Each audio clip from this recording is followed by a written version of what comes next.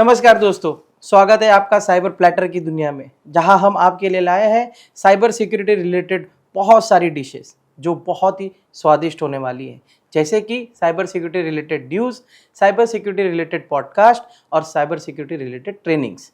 इस हमारी cyber platter की जो एक बहुत ही ट्रेंडिंग डिश है पॉडकास्ट, उसको और भी स्वादिष्ट बनाने के लिए हमने आज इनवाइट किया है एक ऐसे गेस्ट को जो एक साइबर सिक्योरिटी की दुनिया में मिसाल बन चुके हैं। आइए हम स्वागत करते हैं डॉक्टर निशान सावंत जी का, जो मेटा इन्फोटेक में अभी डायरेक्टर के पद पर है और इन्होंने सिर्फ उस पद पर रहकर ही सिर्फ मेटा इन्फोटेक को ही नहीं, और भी कई सारी कंपनियों को अपने गाइडेंस के साथ में साइबर सुरक्षा से मार्गदर्शन किया हुआ है। इन्होंने साइबर सुरक्षा के रिलेटेड अपने सुझाव देते हुए इस इंडस्ट्री में कई लोगों को ट्रेनिंग दी, उन्हें ट्रेंड किया और इस साइबर सुरक्षा वर्ल्ड को, साइबर सिक्योरिटी वर्ल्ड को बहुत ही अच्छा सहयोग दिया हुआ है। डॉक्टर निशान सावंत की यात्रा एक हार्डवेयर इंजीनियर से शुरू होकर आज एक साइबर सिक्योरिटी जगत में एक बहुत बड़े लीडर के रूप में पहुंच चुकी है। मैं अपने इस पॉडकास्ट में डॉक्टर निशान सावंत से कुछ cyber security related questions answer, कुछ इंफॉर्मेशन टेक्नोलॉजी रिलेटेड, कुछ ऐसी जानकारी लेना चाहूँगा इस लैंग्वेज बैरियर को तोड़ते हुए, ताकि ये हमारी साइबर सिक्योरिटी की जो हमारी एम है, साइबर प्लेटर की जो एम है कि साइबर सिक्योरिटी एक कॉमन आदमी को भी आनी चाहिए, ना कि सिर्फ एक साइबर स्पेशलिस्ट को। तो निशान जी, हम लोग इस पॉडकास्ट की शुरुआत करेंगे। मैं आपसे जानना चाहूँगा कि ये साइबर सिक्योरिटी में कितने टाइप की साइबर सिक्योरिटी होती है? सबसे पहले मैं आपका धन्यवाद करना चाहता हूँ कि आपने ये साइबर प्लेटर पॉडकास्ट पे हमें बुलाया, हमारा अनुभव शेयर करने की अनुमति दी, एक चांस दिया। और सबसे पहले आपके सब दर्शकों को मैं माफ़ी मांगना चाहता हूँ, क्योंकि आप जैसे शुद्ध हिंदी तो मैं नहीं बोल पाऊँगा, क्योंकि आज की दुनिया में इंग्लिश, मराठी, हिंदी सब एक साथ चलता है और साइबर सिक्योरिटी की दुनिया में टेक्निकल फील्ड होने के कारण कुछ एब्रिविएशंस है जो इंग्लिश में बोलने पड़ेंगे ताकि हमारे दर्शकों को भी वो महत्व समझ में आए।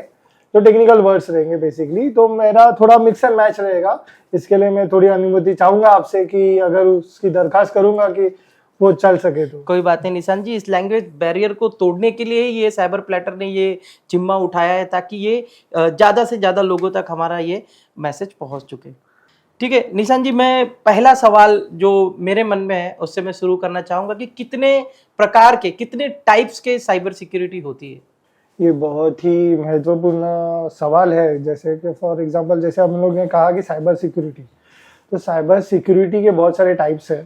Cyber security itself is a vast. उसमें टाइप्स में अगर आप देखोगे तो आप एंड पॉइंट से चालू करते हो, एंड पॉइंट सिक्योरिटी है, फिर नेटवर्क सिक्योरिटी है, एंटरप्राइज सिक्योरिटी है, IoT सिक्योरिटी है, फिर क्लाउड सिक्योरिटी है, और सबसे पहले बहुत फेमस हुई जो आजकल की दुनिया में चल रही है वो जीरो ट्रस्ट सिक्योरिटी है।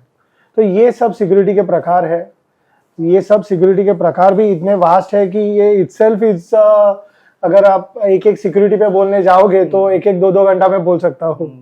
तो ये सब सिक्योरिटी साइबर सिक्योरिटी में चल रही है आज की दुनिया में। ये जो आपने नाम लिए, ये नाम सुन के मेरे मन में हड़बड़ाहट हो चुकी है, तो मैं इसको थोड़ा सा और सिंप्लीफाई करते हुए मैं चाहूँगा कि साइबर सिक्योरिटी क्या होती है वो आप एक्सप्लेन करें, उसके बाद हम लोग पॉइंट टू पॉइंट इस पे आगे बढ़ेंगे।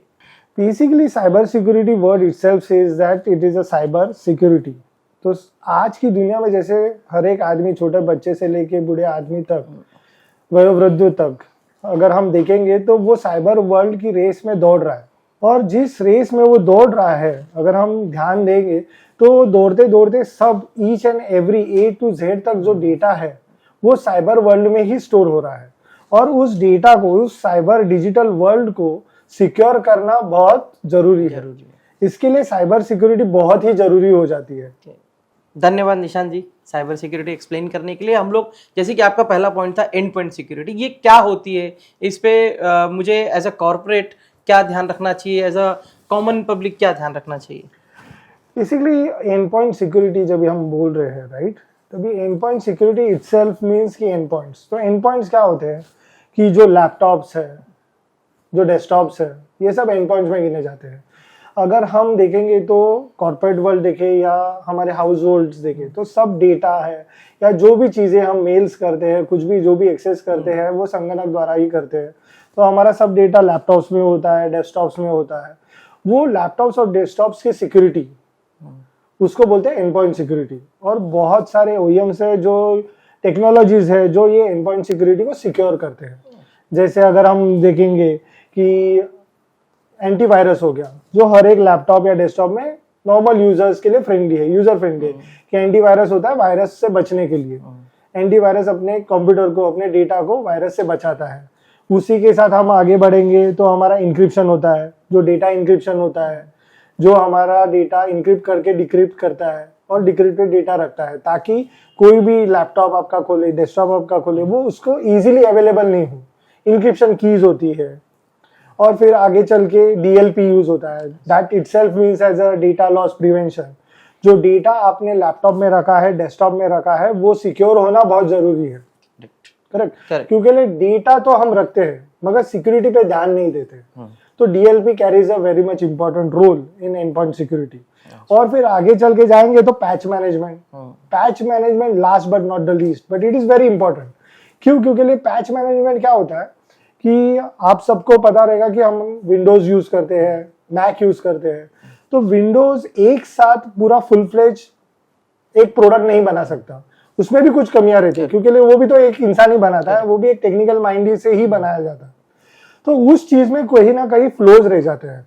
जैसे कि हम मोबाइल अपडेट करते हैं, वैसे ही विंडोज अपडेट आता है। जैसे अगर आप देखोगे तो विंडोज 8 से शुरुआत हुई थी, Windows 8, Windows 9, Windows 10, Windows 11, correct.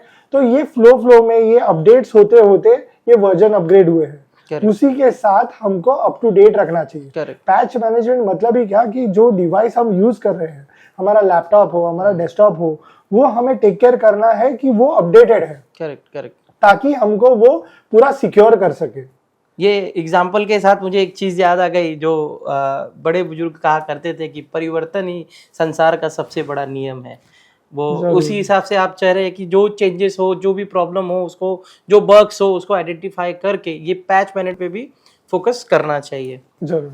तो अगला सवाल मेरा निशन जी ये होगा कि जो बहुत ही कॉमन वर्ड है, अभी साइबर सिक्योरिटी इतना कॉमन नहीं है कि जो सबको पता हो, बट नेटवर्क सिक्योरिटी एक बहुत ही कॉमन है, तो उसके बारे में कुछ इंसाइट्स आपसे जानना चाहूँगा। नेटवर्क सिक्योरिटी जैसे अभी हम लोग ने देखा कि and point security. And point security क्या था कि जो डेटा आप जहाँ पे रेस्ट कर रहे हैं, डेटा आप जहाँ पे सेव कर रहे हैं, उसको वो सिक्योर कर रहा है। ठीक है। अभी फॉर एग्जांपल एक एंड पॉइंट से दूसरे एंड पॉइंट पे जो डेटा जा रहा है वो नेटवर्क के थ्रू जा रहा है।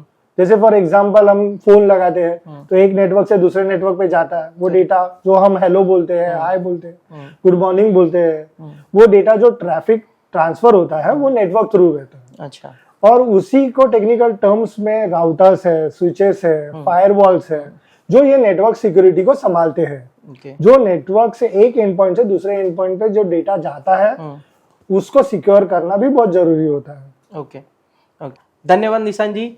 मेरा अगला सवाल उस चीज पे है जो चीज आज इतनी कॉमन हो चुकी है, आज सबके पास मिलेगी। एक टाइम का खाना किसी के पास ना हो, लेकिन वो चीज़ जरूरी सबके पास होती है। अगर वो इतनी ज़रूरी चीज़ है तो उसकी सिक्योरिटी भी उतनी ज़रूरी होगी, जैसे कि मोबाइल सिक्योरिटी पे लेके आपकी क्या राय है?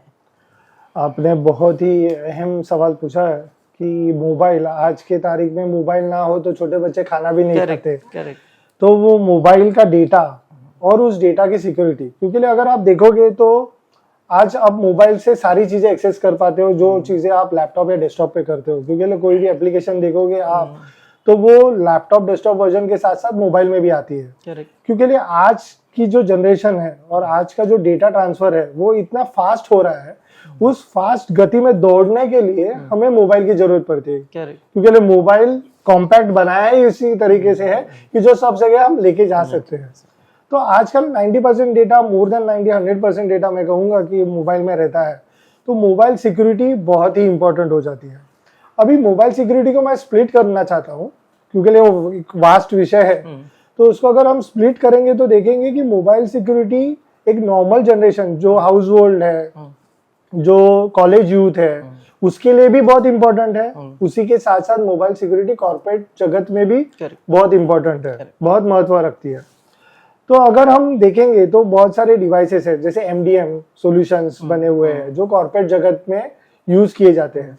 क्योंकि लिए आज के तारीख में अगर आप 1 मिनट के लिए टेंडर भरने के लिए पीछे रह जाते हो तो आपसे वो टेंडर छीन लिया जाता है। आप कोटेशन लेट भेजते हो तो नहीं, sorry you are late in the race कह के उसको पीछे कर दिया जाता है। और सबको रेस में बने रहना है। तो इसी के लिए कोई आपके डेटा की चोरी ना हो मोबाइल से, क्योंकि डेटा पर्सनल मोबाइल है, आपका डेटा सब मोबाइल में है। तो उस सिक्योरिटी के लिए एमडीएम जैसे सॉल्यूशंस है जो आपकी एक थिन लाइन मेंटेन करते हैं, जो वर्क प्रोफाइल बना के कि आपकी इंडिविजुअल लाइफ, पर्सनल लाइफ और एक कॉर्पोरेट लाइफ के बीच में एक डिफरेंस एक थिन लाइन से होता है। Correct correct. ये जो आपने एक्सप्लेन किया अभी, जिससे मैं ये समझा कि अगर मेरे मोबाइल, मैं किसी कॉर्पोरेट में काम कर रहा हूँ, मेरे मोबाइल में कोई एक मीडिएटर डिवाइस है जो जैसे कि थिन लाइन आपने बताया वो सेग्रीगेट करता है कि मेरा कंपनी रिलेटेड डेटा प्रोटेक्टेड रहे। बट निशान जी, मैं ये भी जानना चाहूँगा कि अगर मैं एक साधारण इंसान हूँ, मैं या मेरी वाइफ जैसे घर में है, तो अगर उसको मोबाइल रिलेटेड कोई सिक्योरिटी मेजर्स अपनाने हो तो उसको क्या ध्यान रखना चाहिए? जरूर, उन्हें मोबाइल में ऐसे चीजें होती है कि मोबाइल से आप आपकी लोकेशन दूसरे को किसी और को बता रहे हो। करेक्ट। मोबाइल से आपके एसएमएस, आपकी ओटीपी छीन ली जा सकती है विदाउट आपके परमिशन। करेक्ट। तो मोबाइल में कोई भी एप्लीकेशन जब भी आप डालते हो, you need to be secure कि वो एप्लीकेशन जेन्युइन पार्टी की है, जो एप्लीकेशन उसने बनाई है वही आपको दे रहा है और वही एप्लीकेशन आप आपके मोबाइल में डालिए। क्योंकि बहुत सारे हैकर्स है, बहुत सारे जन है जो आपको सेम टू सेम एप्लीकेशंस बनाएंगे। करेक्ट। मगर आपको वो जानकारी लेकर ही आपके मोबाइल में डालना है वो एप्लीकेशंस। क्योंकि अगर आप देखोगे तो सिक्योरिटी में एप्लीकेशंस में अगर आप आपके मोबाइल हैंडसेट में जाओगे तो आपके दर्शकों को भी आप दिखा सकते हो कि सेटिंग्स में जब भी आप जाते हो तभी कोई भी एप्लीकेशन आप डालते हो तो उसमें वो परमिशंस मांगता है। करेक्ट। कि allow contact list, allow your photos, allow your SMS, जबकि वो एप्लीकेशन से उसका कुछ लेना देना ही नहीं होता कि उसको भाई तुम्हें कॉन्टैक्ट्स का क्या लेना देना है। मगर नहीं, हम क्या करते हैं, हमको वो एप्लीकेशन अपने मोबाइल हैंडसेट्स में डालने रहते हैं और उस हड़बड़ी में हम सब परमिशंस उसको दे देते हैं, जहां पे आप आपका डेटा कॉम्प्रोमाइज कर रहे हो आपकी खुद के परमिशन से। तो वो चीज मैं चाहूंगा आपके माध्यम से लोगों को, यूथ को बनाने कि जब भी आप कोई भी एप्लीकेशन आपके मोबाइल हैंडसेट में डालिए, आप उसकी जानकारी रखिए कि वो एप्लीकेशन किस ओनर ने बनाया हुआ है, किस चीज के लिए बनाया हुआ है, और उसी चीज के दरमियान जो भी महत्वपूर्ण निर्णय होगा उसी की परमिशन आप उसको अलाउ कीजिए।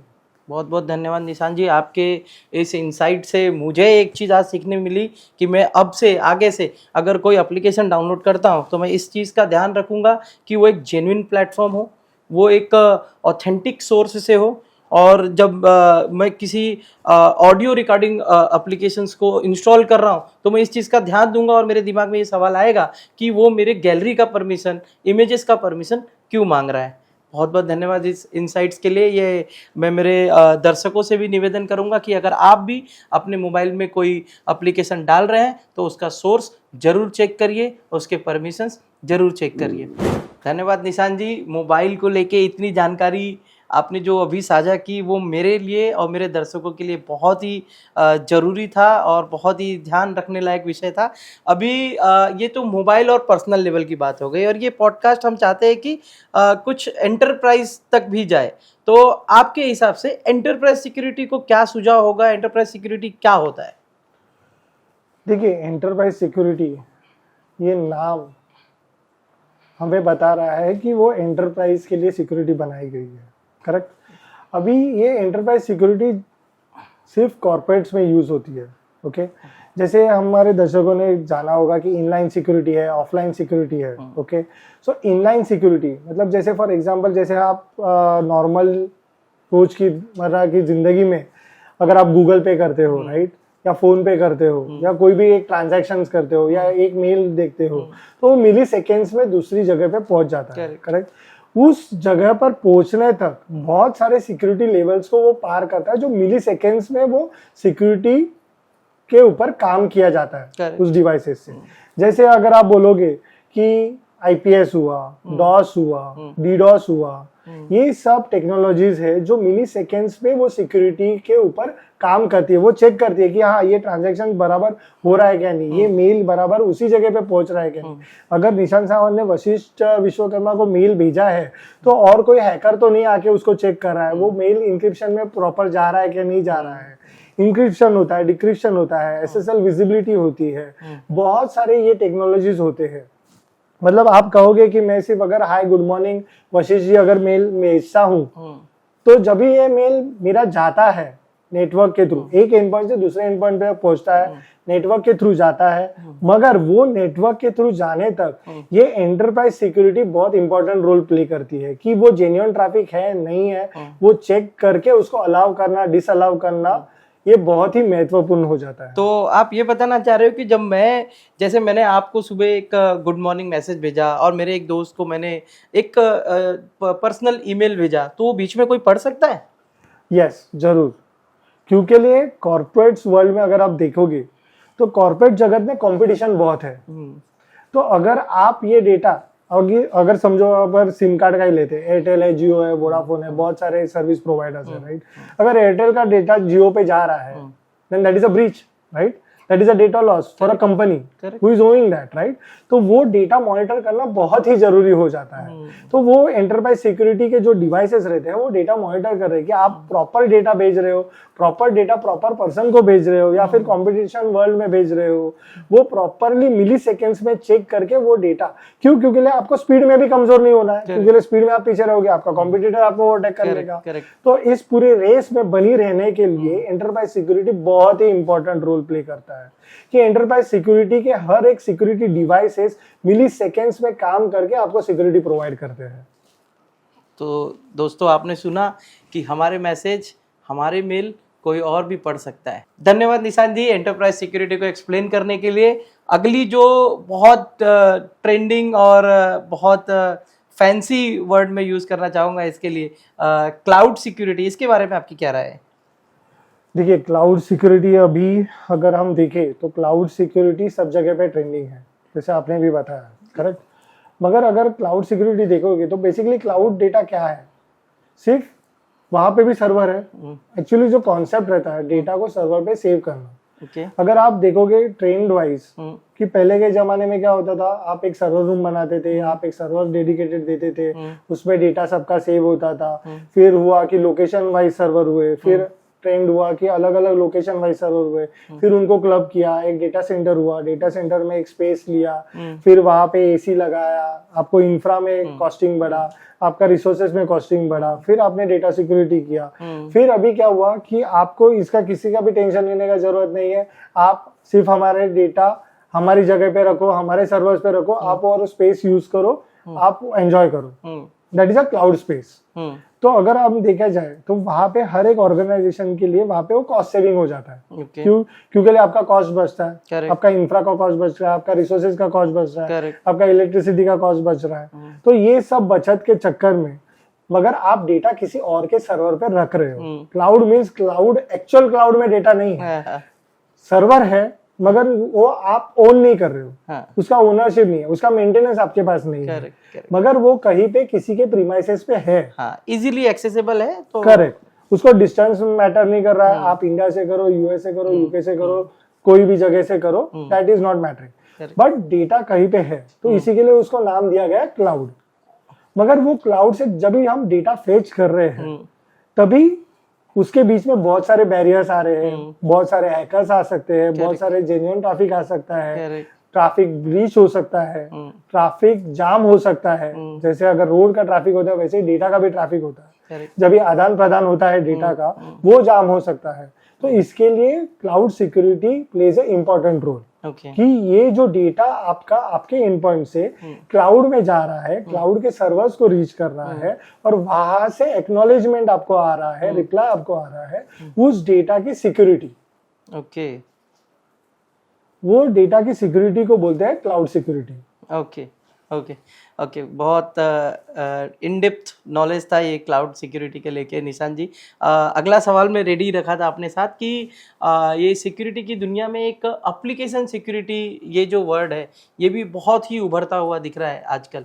तो इसके बारे में आपकी क्या राय है? और मैं जानना चाहूँगा कि अगर मैं एंटरप्राइज लेवल पे और इंडिविजुअली अगर मैं इसे फॉलो कर सकूँ एज अ होम घर पे रहने वाला इंसान, तो मुझे एप्लीकेशन सिक्योरिटी को लेके मुझे क्या फॉलो करना चाहिए? और एंटरप्राइज लेवल पे ये 2 सेग्रीगेशन में मैं आंसर चाहूँगा आपसे।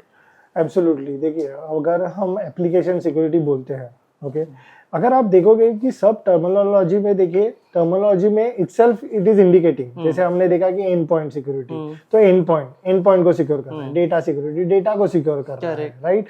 उसी के साथ एंटरप्राइज सिक्योरिटी देखा, एंटरप्राइज को सिक्योर कर रहा है। वैसे ही अगर आप यहाँ पर देखोगे तो एप्लीकेशन को सिक्योर करने वाला सिक्योरिटी, क्योंकि अगर आप देखोगे कि ये ट्रेंडिंग वर्ल्ड में, जैसे हमने बीच में भी कहा था, राइट, कोई भी एक एप्लीकेशन है, कोई भी वेबसाइट है, सिर्फ डेस्कटॉप लैपटॉप को ध्यान में रखकर नहीं बनती आज की दुनिया। करेक्ट है, क्योंकि आज की दुनिया में सब लोग मोबाइल में एक्सेस करना चाहते हैं, तो मोबाइल में एक्सेस होने वाला एप्लीकेशन होता है, तो एप्लीकेशन फ्रेंडली सब यूआरएल्स बनते हैं, सब एप्लीकेशंस बनते हैं, तो ये एप्लीकेशन टू एप्लीकेशन कॉलिंग होता है। अच्छा, करेक्ट। मतलब फॉर एग्जांपल अभी देखिए, जब भी आप किसी को भी आप पेमेंट करते हैं, कोई भी यूपीआई ट्रांजैक्शंस करते हैं, कुछ भी करते हैं, राइट, तो वो एक एप्लीकेशन टू एप्लीकेशन होता है। आपके बैंक के एप्लीकेशन के साथ वो जुड़ रहा है और दूसरे के बैंक के एप्लीकेशन के साथ जुड़ रहा है, तो दोनों के एप्लीकेशंस, दोनों के बैंक्स अलग है, दोनों के स्टेट्स अलग है, मगर वो एक दूसरे के साथ बात कर रहे हैं, जो एयर में बात कर रहे हैं, जो हवा में ट्रैफिक रोटेट हो रहा है, जो आदान प्रदान हो रहा है डेटा का, उसकी security basically application to application जो कॉलिंग होता है, एप्लीकेशन टू एप्लीकेशन की सिक्योरिटी। तो अगर एंटरप्राइज में जाए तो बहुत सारे टेक्नोलॉजीज है, जैसे वैप हो गया, एप्लीकेशन फायरवॉल हो गया, वैसे ही डैम हो गया, जो डेटाबेसेस जो रहते हैं, हर एक एप्लीकेशंस के लिए डेटाबेस बहुत जरूरी हो जाता है, जहाँ पे डेटा रिसाइड्स करता है, डेटा रेस्ट करता है, डेटा इन मोशन होता है, तो उसकी सिक्योरिटी के लिए एप्लीकेशन सिक्योरिटी, ये जैसे डैम है, ये डेटाबेसेस, दोनों के डेटाबेसेस को सिक्योर करता है। वेब एप्लीकेशन फायरवॉल है, जो पोर्ट लेवल पे जो फायरवॉल्स रहते हैं, फायरवॉल्स का एडवांस वर्जन है, तो वो एप्लीकेशन को सिक्योर करता है। आपके इनसाइट्स इतने ज़बरदस्त है निशान जी। अभी आपसे चर्चा करते करते मुझे एक चीज़ ध्यान आई, जो मैंने देखा था और महसूस भी किया था, लेकिन मुझे क्लिक नहीं हो पाया था कि ये एप्लीकेशन सिक्योरिटी उसी का पार्ट है। जैसे कि बीच में हैकर्स ने एक नया तरीका अपनाया था कि एक स्क्रीन शेयरिंग एप्लीकेशन अपने मोबाइल में डाल देते थे, स्क्रीन शेयरिंग इनेबल करके मोबाइल से कॉल पे बिना वो OTP भेजते थे, और फिर हम OTP बताते नहीं थे, वो OTP देख लेते थे। उस चीज़ों को प्रोटेक्ट करने के लिए बैंकर जो बैंकिंग एप्लीकेशंस है उसमें रास्प डाला गया। अगर बैंकिंग एप्लीकेशन ओपन है तो आप स्क्रीन शेयर नहीं कर पाओगे, या तो शेयर करते हो तो स्क्रीन ब्लैकआउट हो जाएगी। मैं सही जगह पे जा रहा हूँ अगर एप्लीकेशन सिक्योरिटी को मैच कर रहा हूँ? मैं ये आपसे जानना चाहूँगा। जरूर। बेसिकली ये क्या होता है, ये एप्लीकेशंस, जब भी मैंने जैसे बोला कि डेटा एट रेस्ट होता है, डेटा एट मोशन होता है, जब भी रेस्ट होता है तो बट ऑब्वियसली अगर आप देखोगे तो जब भी डेटा एट रेस्ट होता है तो कहाँ पे डेटा आपका रहता है उसकी सिक्योरिटी ध्यान में आती है। जैसे मैंने कहा कि वेब एप्लीकेशन फायरवॉल है, SSL विजिबिलिटी है, या डैम है जो डेटाबेस की, ये डेटा इन मोशन, जब एक एप्लीकेशन दूसरे एप्लीकेशन से बात करता है तो डेटा इन मोशन की सिक्योरिटी हो जाती है। डेटा इन रेस्ट की सिक्योरिटी क्या होती है कि जैसे आपने मोबाइल में एप्लीकेशन डाल दिया, आपने कॉन्टैक्ट लिस्ट दे दिया है, आपने एप्लीकेशंस को अलाउ कर दिया, SMS रीड कर दे रहे, तो जब भी वो SMS रीड कर रहा है तो एक बार आपने परमिशन दे दी, फिर जब तक आप वो हैंडसेट यूज कर रहे हो, मोबाइल का वो डिवाइस यूज कर रहे हो, या फिर आईपैड यूज कर रहे हो, या फिर लैपटॉप यूज कर रहे हो, वो डिवाइस आपके SMS पढ़ रहा है बैकएंड में, वो आपको बार बार परमिशन नहीं पूछ रहा है। तो जब भी आप ये एप्लीकेशंस डाल रहे हो तभी आपको वो रीड नोट आता है। रीड नोट हमारे में से 90% लोग वो नोट पढ़ते नहीं है, जस्ट आगे करते हैं और वहां पे अलाउ कर देते हैं, स्क्रॉल करके आगे। करेक्ट। मगर मैं आपके माध्यम से बताना चाहता हूँ कि हर एक जन को वो काइंडली नोट पूरा पढ़ना है। क्यों? क्योंकि वो नोट में क्लियरली लिखा है उसने एप्लीकेशन बनाने ने कि बाबा मैं तुम्हारे डिवाइस में से ये चीजें मैं पढ़ रहा हूँ, मैं देख रहा हूँ। आपका लोकेशन, अगर आप जाओगे तो 15 सालों में आपने डिवाइस कहाँ पे लोकेट किया, आप कहाँ पे गए हो, आप इवन कहाँ पे रहते हो, ये भी आपके एप्लीकेशंस को पता है। ये तो सिक्योरिटी इतनी जरूरी अब लग रही है ये सुन के कि एक मन में डर जैसा आ गया है कि हम क्या यूज करें और क्या नहीं यूज करें। नहीं, इसी के लिए मैं कहता हूँ, आपके माध्यम से भी मैं सभी लोगों को कहना चाहता हूँ कि हर एक आदमी को, हर एक इंसान को जागरूक रहना बहुत इंपॉर्टेंट है कि आप आपके डिवाइस में क्या डाल रहे हो, कौन सी परमिशन दे रहे हो, ये बहुत महत्व रखता है। Correct correct. मैं तो आपसे ध्यान रखूंगा और उम्मीद है कि मेरे व्यूवर्स भी इस चीज़ का अच्छे से ध्यान रखेंगे।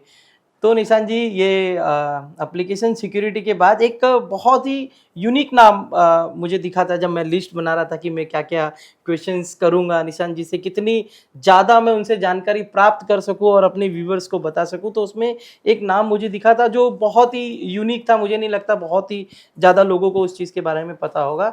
IoT सिक्योरिटी, ये क्या होती है?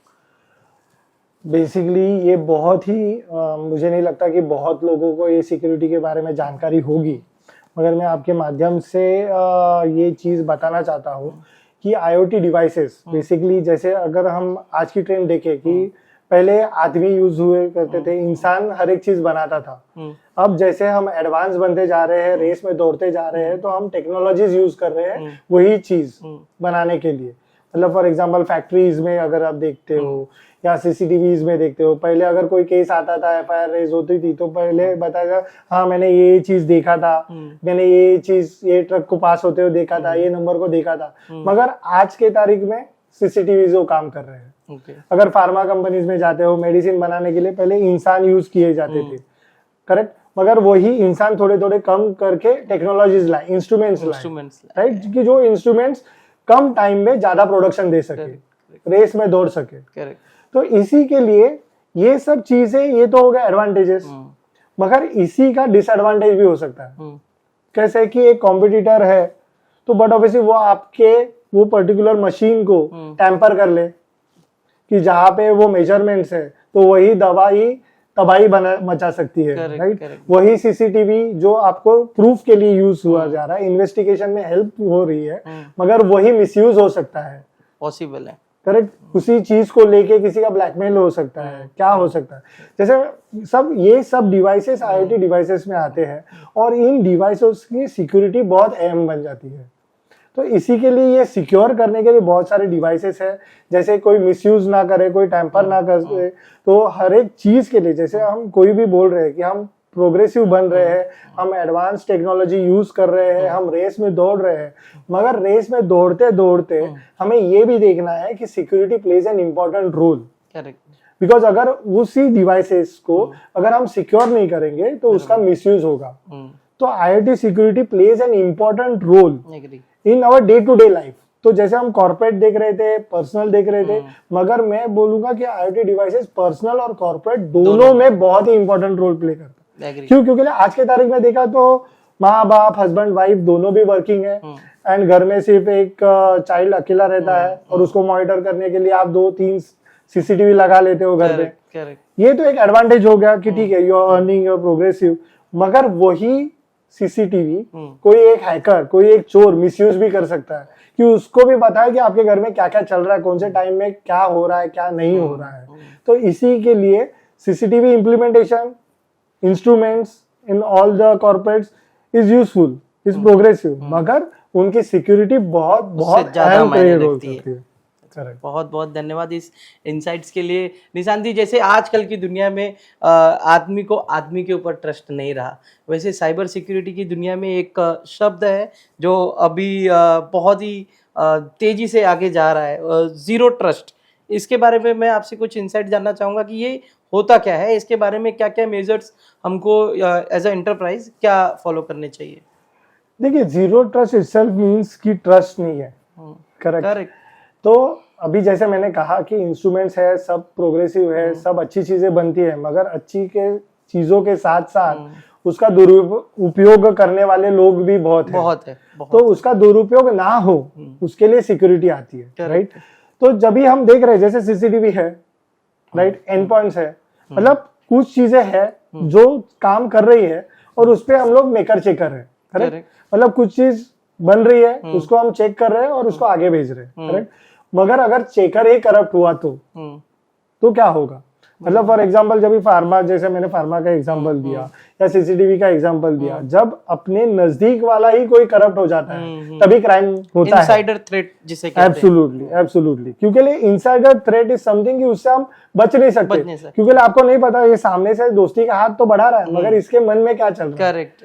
इसके मन में तो कोई हैकर का विचार नहीं है, क्योंकि कोई भी हैकर तो नेम प्लेट लेके नहीं घूमता कि मैं हैकर हूँ या फिर मैं सुरक्षा रक्षक हूँ। Correct correct. करेक्ट। तो उसी के लिए जीरो ट्रस्ट, मतलब मेकर चेकर में भी ट्रस्ट नहीं है। अच्छा। राइट, जीरो ट्रस्ट प्लेटफॉर्म मतलब बेसिकली अगर आप देखोगे कि विंडोज हो गया या लैपटॉप हो गया या मोबाइल हो गया, करेक्ट, तो जब भी वो एक वर्जन पे चल रहा है, करेक्ट, जैसे मैंने स्टार्टिंग में एंडपॉइंट सिक्योरिटी में भी कहा था कि कोई भी सॉफ्टवेयर है, कोई भी एप्लीकेशन जब भी बनता है तभी 100% प्लेटफॉर्म पे नहीं होता है, उसमें भी कोई ना कोई कमियां रहती है या फिर हैकर्स कोई कमियां ढूंढ लेते हैं। करेक्ट। फिर वो कमियों पे मात करने के लिए वो एक छोटे छोटे सिक्योरिटी अपडेट्स पैचेस निकालते रहते हैं। करेक्ट। तो वो जो पैचेस है, करेक्ट, अभी ये तो उन्होंने खुद ने निकाले हुए पैचेस है, मगर जीरो ट्रस्ट क्या हुआ कि हैकर ने जो वो पैचेस का जो लूप होल है वो साधा है और उसने अटैक कर दिया। अच्छा।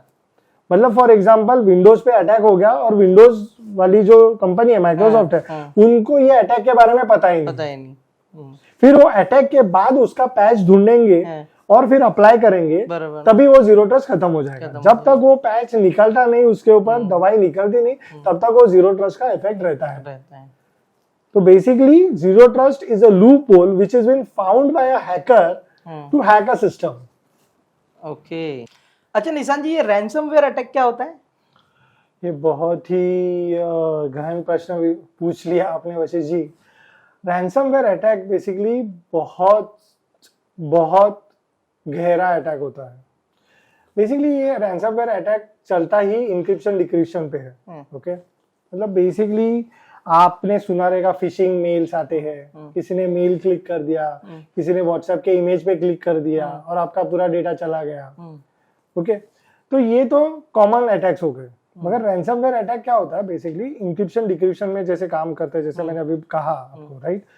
तो इंक्रिप्शन डिक्रिप्शन में एक की होती है कि जब भी आप कोई डेटा इंक्रिप्ट करते हो तो इंक्रिप्टेड डेटा डिक्रिप्ट करने के लिए वो की आवश्यकता होती है।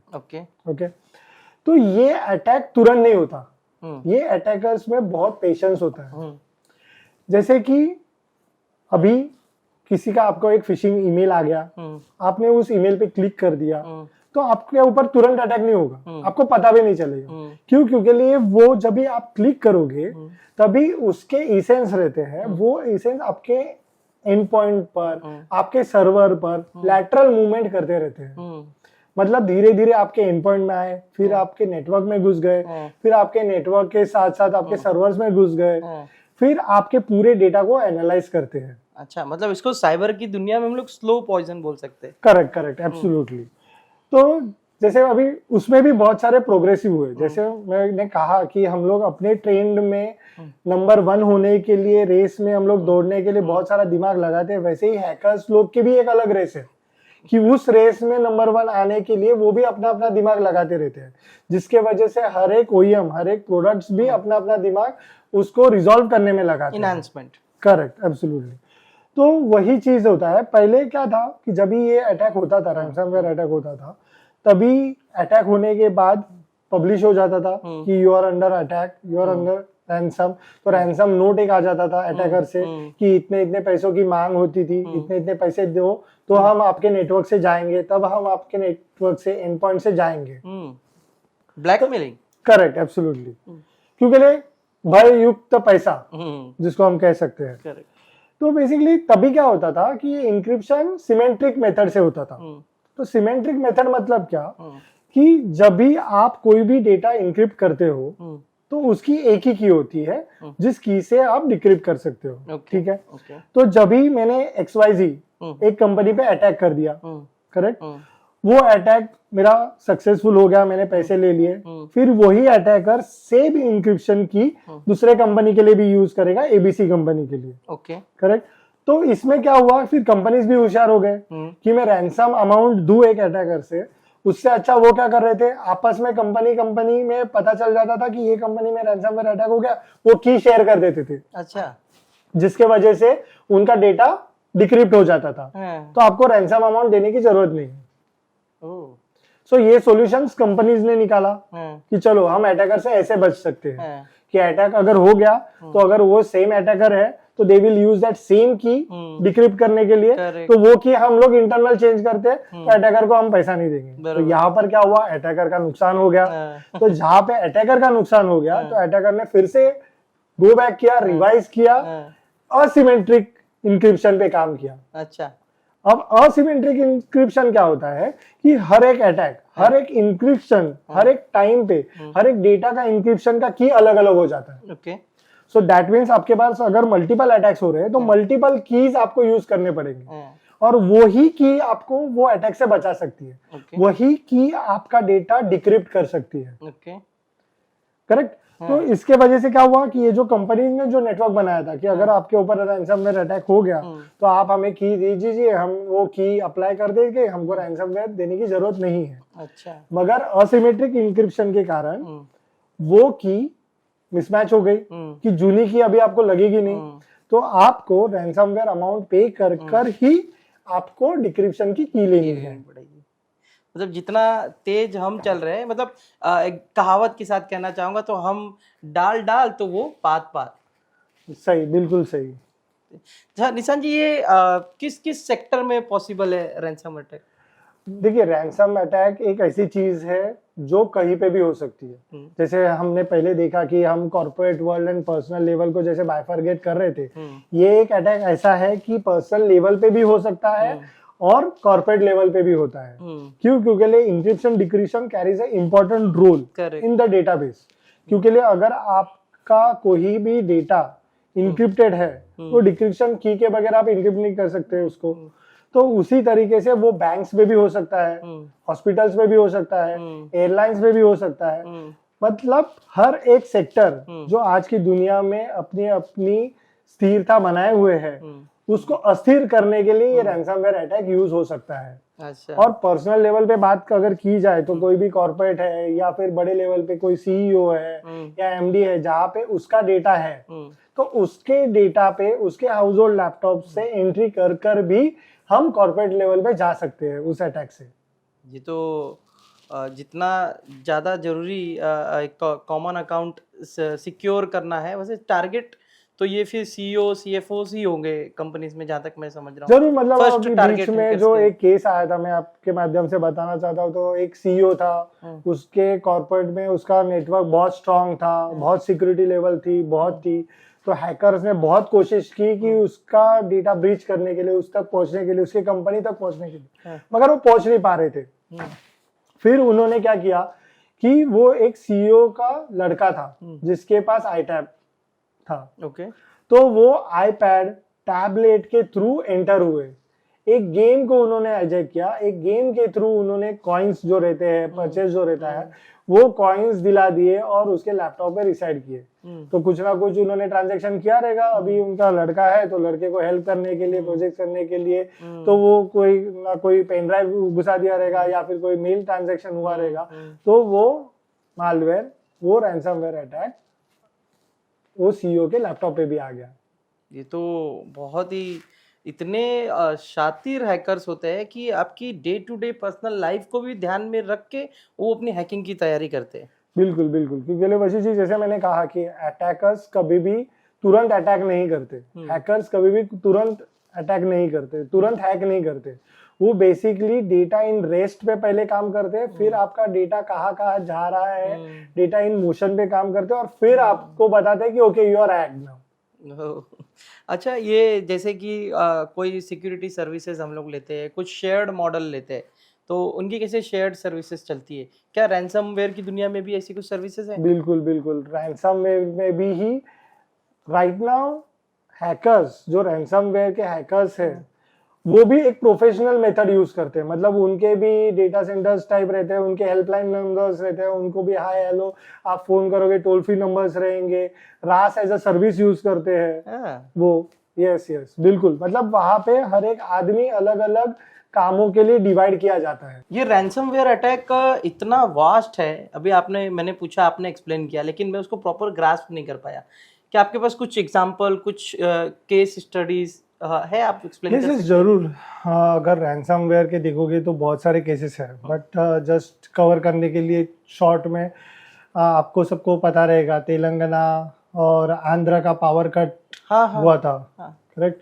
तो बेसिकली उसी वो टाइम पे भी रैंसमवेयर अटैक ही हुआ था। अच्छा। तो उनका लोकल आईटी था, हम्म दोनों का आईटी सेम था, हम्म तो एक सफ़र कर दिया। बेसिकली क्या था कि एक जस्ट वहाँ पे भी एक जस्ट एक कॉमन ईमेल आया, ईमेल पे क्लिक कर दिया और वो मालवेयर आ गया, पूरे नेटवर्क को डाउन कर दिया, पूरा नेटवर्क, पूरा वेबसाइट डाउन था, फिर बाद में पूरा फ्लो हो गया। अच्छा। मगर उसमें एक हो गया कि ब्रीच होने के पहले OEMs come into the play, और उसके बाद वो अटैक को वहीं पे रोक दिया और फिर रैंसमवेयर देना पड़ा। अच्छा। तो बेसिकली मगर देखोगे तो हर एक आदमी को, मतलब ऐसा नहीं है कि सिक्योरिटी एक ऐसी चीज़ है जो हर एक आदमी, हर एक इंसान को उस पर ध्यान देना बहुत ज़रूरी है। ऐसा नहीं है कि नहीं, अगर मैं कॉर्पोरेट में काम कर रहा हूँ तो नहीं, कॉर्पोरेट की जिम्मेदारी है कि वो हमारा डेटा सिक्योर करे, वो हमारे कंपनी को सुरक्षित रखे। नहीं, बिल्कुल हर एक छोटे से छोटे कर्मचारी से लेकर बड़े से बड़े अफसर तक सबकी जिम्मेदारी होती है कि वो साइबर को जागरूक रखे। बेसिकली ये सब अटैक से तभी आप बच सकते हो जब भी आप आपके रोज के हैबिट्स को सुधारो। साइबर हाइजीन जिसको बोलते हैं, साइबर हाइजीन आप फॉलो करोगे, each and every person, each and every employ of your company should follow the cyber hygiene. अगर ये साइबर हाइजीन आप फॉलो करोगे तो ये सब अटैक से आप बचोगे, आप बच सकते हो। जैसे कि कोई भी अननोन ईमेल आए या फिर कोई भी अननोन सोर्स से ईमेल आए तो आप क्लिक ना करें, आप उसको जंक मेल में डालिए। अच्छा। अगर आप क्लिक करोगे तो आप फिर सफर करोगे। जैसे फॉर एग्जांपल अभी पूरा आंध्र और Telangana, it's a big state right, उनका पूरा पावर कट होना एक बहुत बड़ा डैमेज है। Correct, agree. ये, और वो गलती कितनी थी, एक माइनर 1 मिलीसेकंड की गलती, एक अननोन ईमेल पे क्लिक किया और रैंसमवेयर स्प्रेड हो गया और उसके बाद उसने अपना काम कर दिया। बेसिकली आप ये कहना चाह रहे हो कि अवेयरनेस इतनी जरूरी है इस चीज में कि अगर छोटी सी चीज अगर आप डालते हो तो बहुत बड़ा हादसा हो सकता है। तो निशान जी, ये कॉमन मतलब हैकर्स का डेली रूटीन में कह सकता हूँ, क्या कभी वॉर के सिचुएशन में या साइबर वॉर कभी ऐसा कुछ हुआ है? जरूर जरूर। देखिए, मैं तो हमेशा जब भी मेरे को पूछा जाता है तो मैं तो हमेशा बोलता हूँ कि ये 3rd वर्ल्ड वार जो होगा वो साइबर अटैक और साइबर वर्ल्ड वार ही होगा।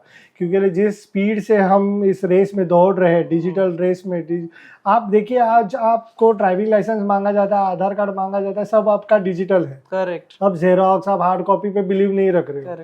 वो जो बिलीव जा रहा है वो सब डिजिटली आप सेव कर रहे हो, तो उसी के साथ डेटा आपका डिजिटली जा रहा है, उसी के साथ डेटा डिजिटली सेव करने के लिए सिक्योरिटी बहुत जरूरी है। तो इसके लिए both goes hand in hand. तो मैं वही कहना चाहता हूँ। तो अगर आप देखोगे, अगर आपको पता होगा कि बहुत पहले JNPT पे अटैक हो गया था, पोर्ट्स पे अटैक हो गया था, तो वो भी एक साइबर अटैक था, वो भी एक रैंसमवेयर अटैक था। तो जब भी JNPT पे अटैक हुआ था, जो हमारा पोर्ट है बहुत बड़ा, तभी 18% करेंसी का लॉस हो गया था हमारे देश को। 18%? यस, और वो 2 से 3 दिन तक चला था। तो 2 से 3 दिन तक 18% का loss, it's a huge loss, correct, अगर आप करेंसी के बारे में देखा जाए तो।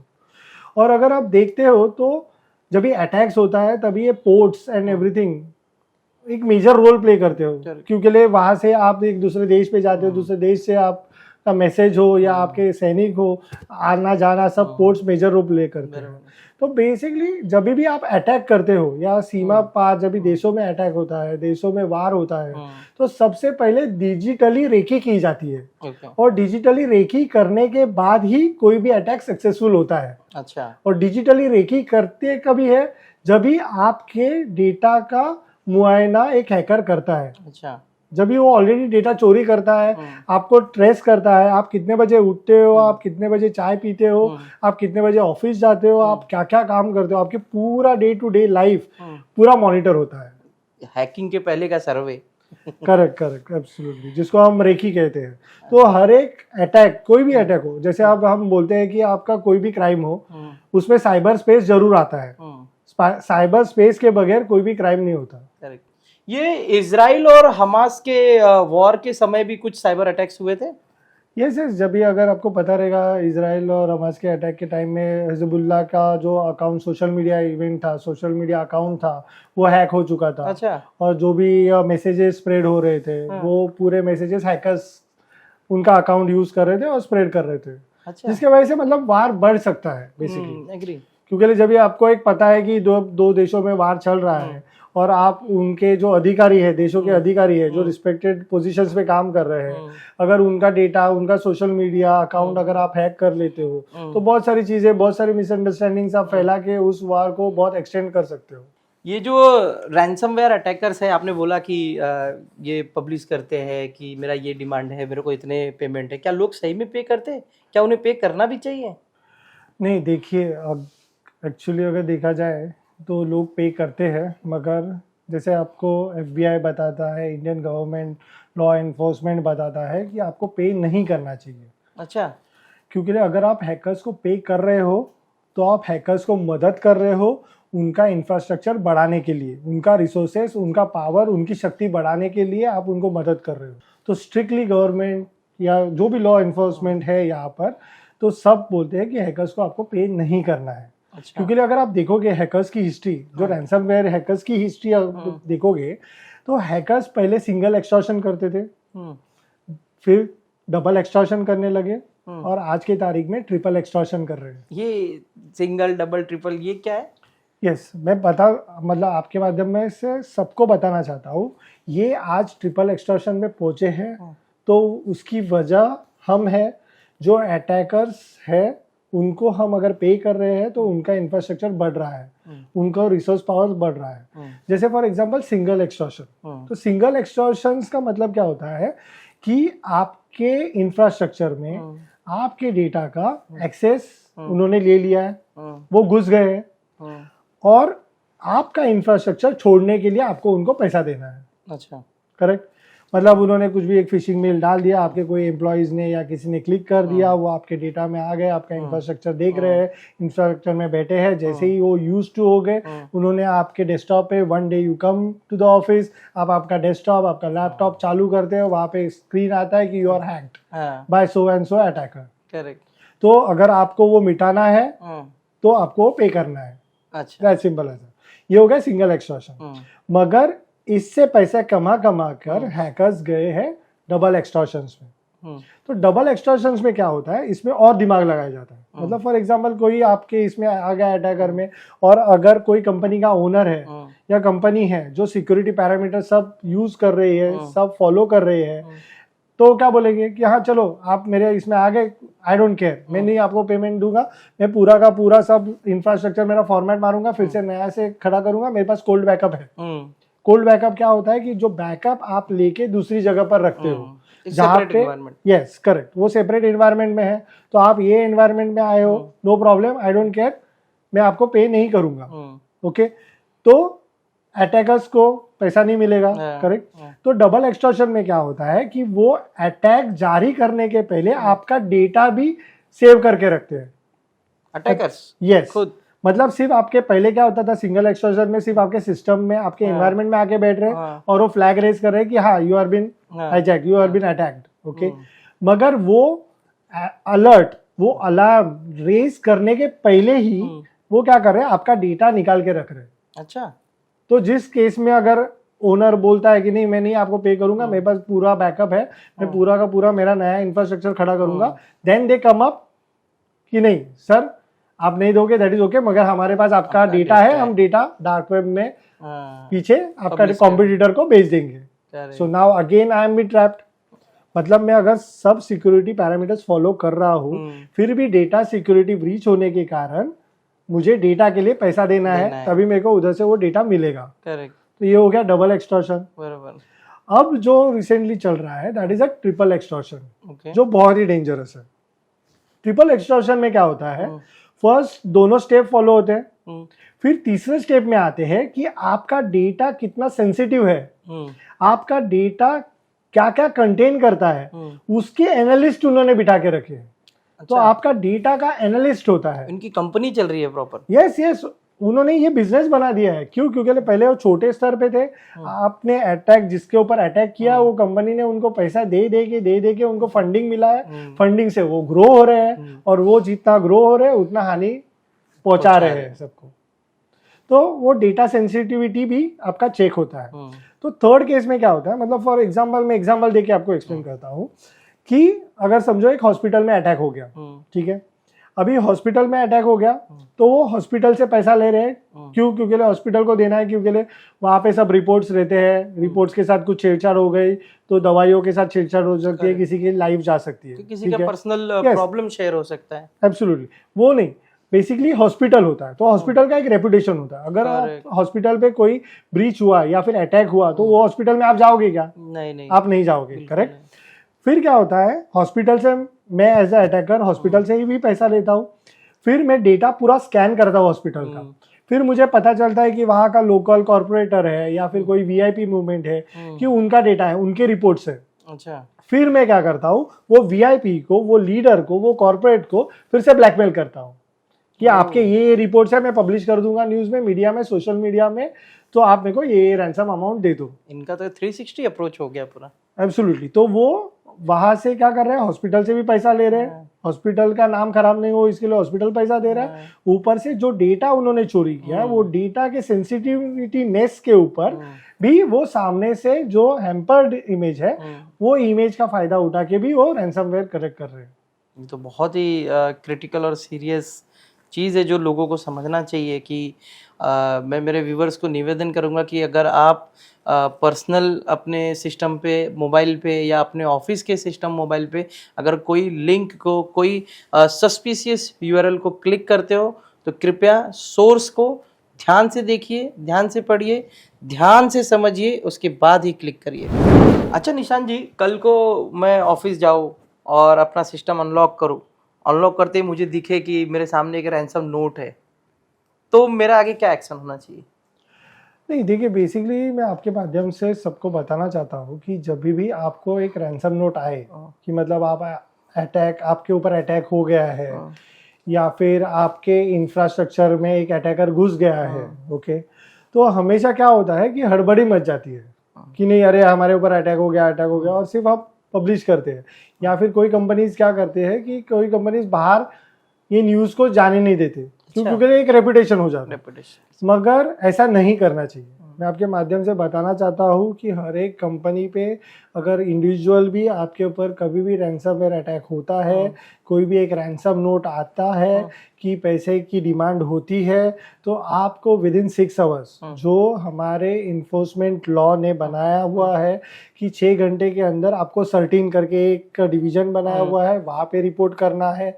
NCIA करके जो है नेशनल क्रिटिकल इंफ्रास्ट्रक्चर की जो जानकारी रखते हैं वो एक अलग से डिपार्टमेंट बनाया गया है, उनको आपको 6 घंटों के अंदर आपको इन्फॉर्म करना है। अच्छा, okay, then it becomes a legal action कि जो इन्वेस्टिगेशंस है वो है सब टीम्स आके अपना अपना पोर्टफोलियो जाहिर करके अपनी इन्वेस्टिगेशन स्टार्ट करते हैं। अच्छा, अगर हम देखें तो बेसिकली आपको लोकल लॉ इन्फोर्समेंट को भी इन्वॉल्व करना होता है, ओके, ताकि वो भी आपकी सहायता कर सके कि जो मूवमेंट हो रहे हैं उनको स्ट्रेस कर सके और गुनहगार को पकड़ सके। अच्छा, मतलब हमारी सरकारें भी इस चीज़ को लेके बहुत सारा पहल कर रही है, बहुत ही अग्रसर है अपनी किसी कंपनी या किसी इंडिविजुअल की सहायता के लिए। अगर आप किसी अटैक से, रैंसमवेयर अटैक से जूझ रहे हैं तो सरकार का भी इसमें सहयोग होता है। जरूर जरूर जरूर, बिकॉज देखिए क्या होता है कि जैसे हम बोलते हैं कि कहावत है बूंद बूंद से सागर भरता है,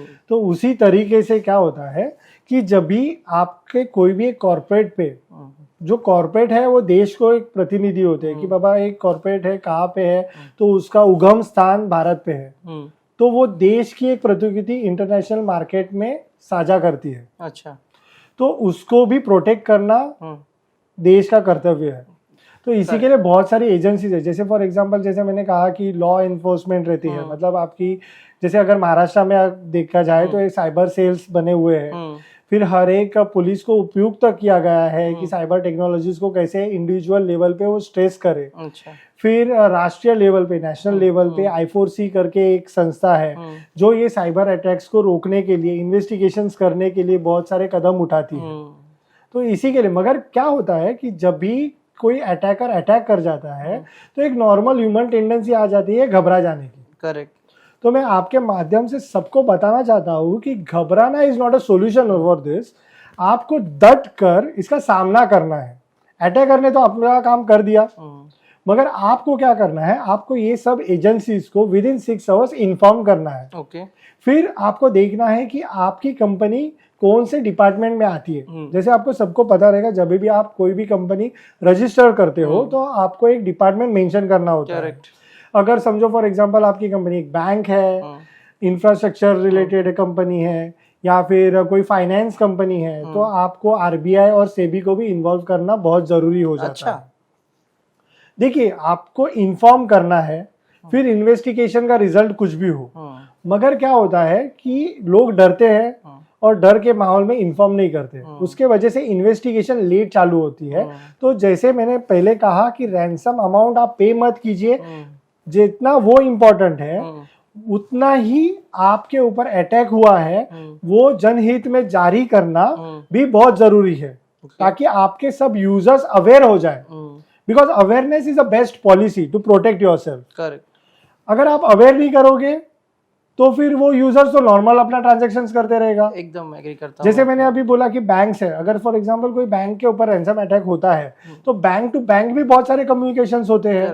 बैंक टू बैंक एक नॉर्मल यूजर, जैसे फॉर एग्जांपल अगर एक सब्जी वाले से हम सब्जी लेते हैं तो UPI ट्रांजेक्शन करते हैं, तो उसका बैंक कोई दूसरे बैंक अकाउंट में होता है और सामने वाले का बैंक अकाउंट कोई दूसरे और में होता है, तो वो दोनों बैंक्स भी तो एप्लीकेशन दोनों बात कर रहे हैं। तो जब भी आप इन्फॉर्म करोगे तो यही चीजें, यही सब सक्रिय हो जाएगी और आपको प्रोटेक्ट करेगी।